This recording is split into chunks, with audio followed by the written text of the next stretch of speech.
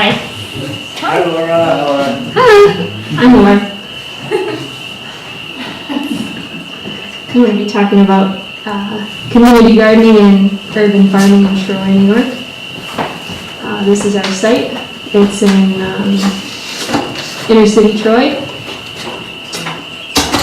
upstate city, old mill town with a lot of vacant lots. So here's a picture of Troy. In the background there is the gas holder house. It's a beautiful old structure based on the Pantheon. It used to hold gas for all the gas lamps in the city. And now it's used for storage. So a lot of beautiful old architecture. There's our site last year before we started tilling and put our fence up. It's on a hill. The whole city's on a hill overlooking the Hudson River. So there's a great view from this site, and it's very visible from the city. This is last year, right after they plowed up the whole thing, which is sort of easier said than done. When you're doing urban farming, we found a lot of stuff in there, sort of like an archaeological dig with tillers. So, and we're still pulling stuff out of the ground there. This is, they had a backhoe in there, pulling out giant rocks.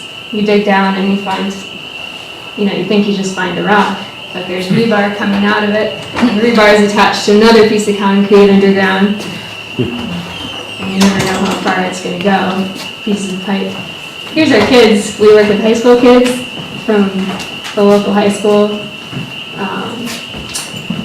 It's a school with a lot of attendance problems, a lot of academic achievement problems.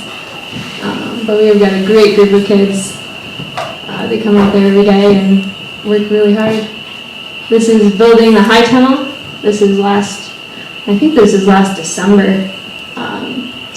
So the ground is frozen when we were trying to put the post in.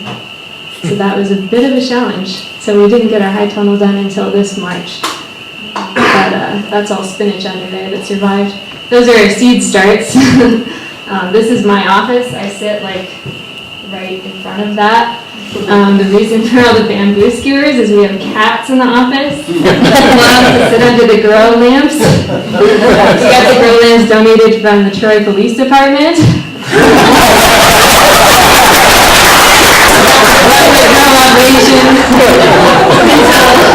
Finally this spring we got the plastic on the high tunnel, so now we can have our seeds started in the high tunnel. We have all our seedlings in there now. They're nice and happy in there, happy and warm. This is, that must be like a month and a half ago now, 2 months ago. All that spinach is starting to grow again. We harvested that all now and tilled it under. Now we got tomatoes in there. Some onions in the background. This is what it looked like last week. Everything's a lot bigger now. We got peas, lettuce, parsnips, carrots, radishes, brassicas, all kinds of stuff. And you got the great view in the background. This is the health commissioner, the state health commissioner, came and did a press conference about a month ago at our site. So we're getting a lot of support right now from the state health department. But also at the same time, a lot of objections from the local government.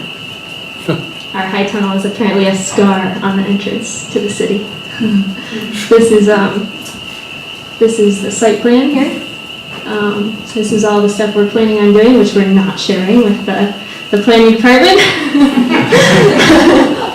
We've learned our lesson. So we got a shed planned. Bob was working with me last week on building our shed, cooler, walk-in cooler we're building, and a washing station. This is one of the community gardens. So we're run by a community garden organization that they have 46 community gardens throughout the region. So community members can get a plot. They're usually 10 by 30 feet, little plots. This is one of the gardens that was pretty neglected And so that's part of what we're doing as a produce project. We're going in and taking over areas of these gardens that have been neglected and sort of cleaning them up. And more people are coming out and gardening there because of it. Just because there's somebody in there. Less woodchucks. This is last fall harvesting garlic scapes. This is one of our garden sites.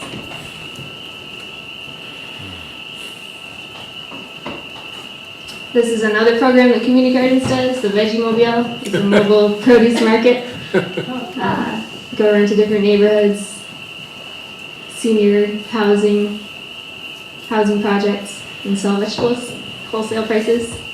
So this is great for us because we have a market for all of our produce. Whenever we have stuff we need to get rid of, we just sell it on the Veggie Mobile.